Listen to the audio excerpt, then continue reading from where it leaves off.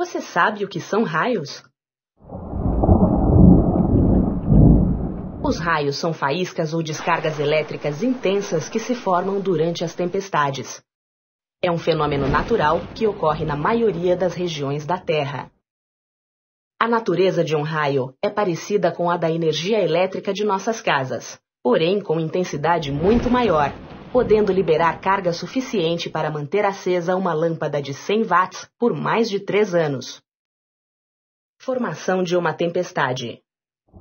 As tempestades são violentas agitações da atmosfera, acompanhadas de chuvas, ventos fortes e até granizo. Uma tempestade nasce da formação de nuvens do tipo cumulonimbus. Mas quais são as fases de desenvolvimento de uma tempestade? Em primeiro lugar, as nuvens são formadas quando uma parcela de ar mais quente, que está junto à superfície, sobe na atmosfera. Quando essa massa de ar ascendente atinge o nível de condensação, o vapor d'água passa para o estado líquido, formando as nuvens. O segundo estágio de uma nuvem de tempestade é o estágio maduro. Nesta fase, no interior da nuvem há movimento de ar ascendente e no exterior, movimento de ar descendente. Você imagina por que isso acontece? Porque a temperatura no interior da nuvem é maior do que a temperatura do lado de fora dela. Essa variação causa uma diferença de densidade do ar e gera as fortes correntes convectivas no interior da nuvem. Até aqui, entendemos como a nuvem do tipo cumulonimbus nasce.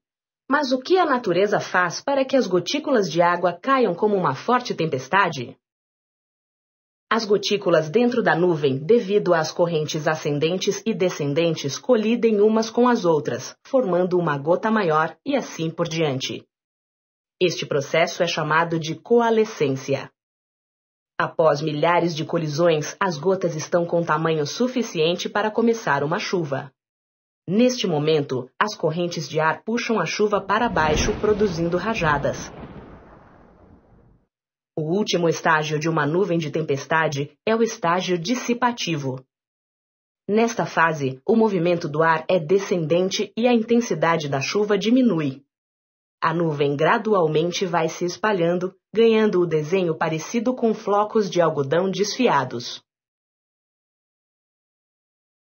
Antes do raio. Durante uma tempestade, você já deve ter visto um zigue-zague de luzes no céu.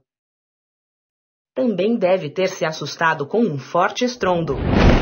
Um raio, também chamado centelha ou corisco, é uma descarga elétrica que acontece na atmosfera.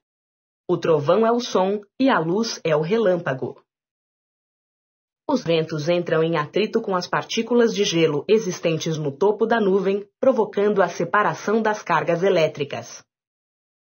Assim, a parte inferior da nuvem fica com excesso de cargas negativas, enquanto a parte superior com cargas positivas, deixando a nuvem eletricamente carregada.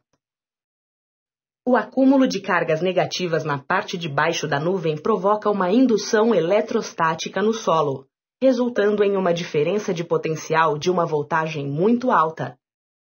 Esta tensão, da ordem de milhões de volts, rompe a rigidez dielétrica, ou seja, a resistência do ar. 3 maneiras podem contribuir para isto. Vamos ver quais são?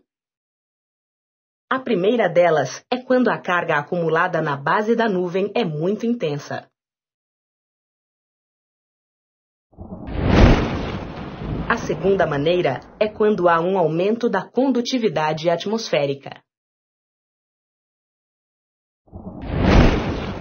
A terceira maneira acontece quando a nuvem vai se aproximando do solo, diminuindo consequentemente a distância entre as cargas positivas e negativas desses dois condutores.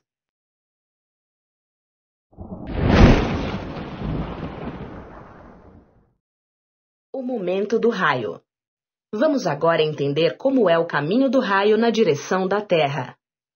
Quando o campo elétrico formado pelas nuvens e pelo solo rompe a resistência do ar, as cargas negativas movem-se para a Terra, através de um caminho denominado líder escalonado.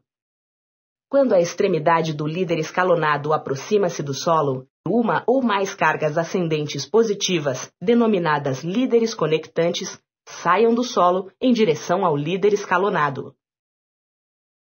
Quando os dois líderes se encontram, fecha-se um circuito elétrico. Forma-se então um intenso clarão chamado descarga de retorno.